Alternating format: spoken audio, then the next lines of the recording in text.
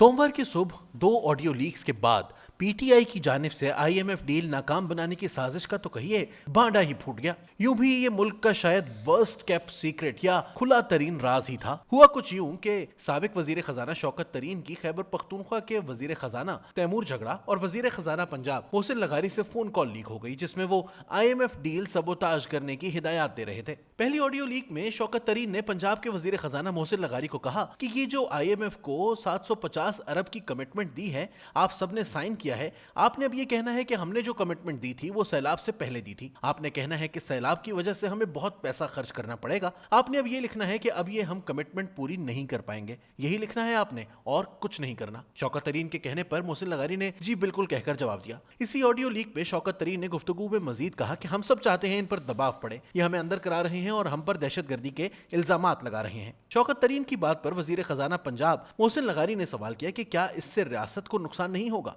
इस पर शौकत तरीन ने कहा कि ये जिस तरह चेयरमैन और दीगर को ट्रीट कर रहे हैं, इससे रियासत को नुकसान नहीं हो रहा। देखो, ये तो जरूर होगा कि आईएमएफ कहेगा पैसे कहां से पूरे करेंगे, ये मिनी बजट लेकर आ जाएंगे। ये हमसे बदसलूकी कर रहे हैं और रियासत के नाम पर ब्लैकमेल कर रहे हैं। हम इनकी मदद करते जाएं तो ये नहीं हो सकता और ये हमने कल तय किया है। शौकत तरीन ने मजीद कहा कि ये आईएमएफ को रिलीज करना है या नहीं, हम चेयरमैन से पूछ लेंगे। शौकत तरीन ऑडियो लीक में मोहसिन लगारी से बात करते हुए मजीद कह रहे थे कि ये खत हमें रिलीज करने की जरूरत ही नहीं, वो सोशल मीडिया खुद ही कर देगा। तैमूर कह रहा था कि वो आईएमएफ के नंबर 2 को जानता है, वो वैसे ही लीक कर देगा। हम ऐसा माहौल पैदा करेंगे कि ये ना नजर आए कि ये हम रियासत को नुकसान पहुंचा रहे हैं। इससे हमारी स्टेट को तो नुकसान नहीं होगा सर। मैं would Pakistan as a state suffer because of this?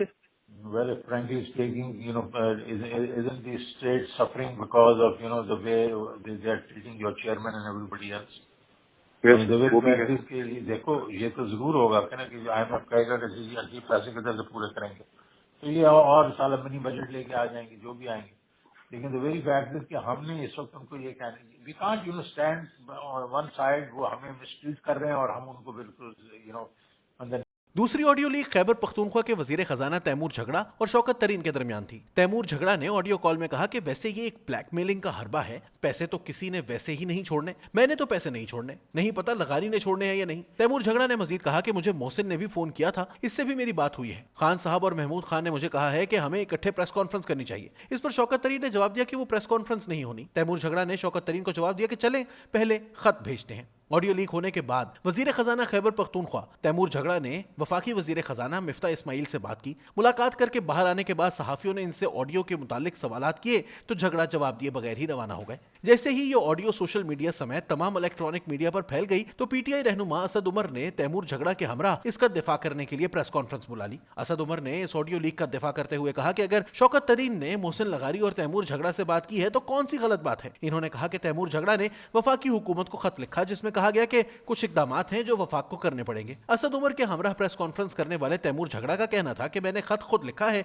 इसको ओन करता हूं। खत में लिखा है कि कबायली इजला के बजट का मसला हल करना चाहिए। इस एमओयू पर ख्वाजा आसिफ और परवेज खटक के दस्तखत हैं। हमने फाटा के लिए हफीज शेख और शौकत तरीन को भी खत लिखे थे। फाटा के अवाम को 70 साल से नजरअंदाज किया गया है। असद उमर और तैमूर झगड़ा की प्रेस कॉन्फ्रेंस के फौरन बाद वफाकी वजीर खजाना मिफ्ता इस्माइल ने ऑडियो लीक मामले पर जारहाना अंदाज अपनाते हुए प्रेस कॉन्फ्रेंस में पीटीआई रहनुमा की इन हरकत को शर्मनाक और घटिया करार दिया। मिफ्ता ने कहा कि पाकिस्तान डूब रहा है, इस वक्त अल्लाह के बाद अगर कोई आसरा है तो वो आईएमएफ प्रोग्राम है। शौकत तरीन की ऑडियो लीक से वाज़ेह हो गया कि इन्हें रियासत की कोई परवाह नहीं। अगर मुल्क को नुकसान पहुंचाना सियासत है तो ऐसी सियासत छोड़ देनी चाहिए। क्या इमरान खान की हुक्मरानी की हवस पर पाकिस्तान की बलि चढ़ा दें? क्या चेयरमैन पीटीआई पाकिस्तान से बड़े हो गए हैं? इनको शर्म नहीं आई? एक दिन पहले इसकी रोदाद फवाद चौधरी बता चुका था। हमने अपनी सियासी साख दाव पर लगाकर सख्त फैसले किए और मुल्क को दिवालिया होने से बचाया। ये लोग मुल्क के साथ ये हरकत कर रहे हैं, सियासत के लिए हर चीज कुर्बान कर देंगे।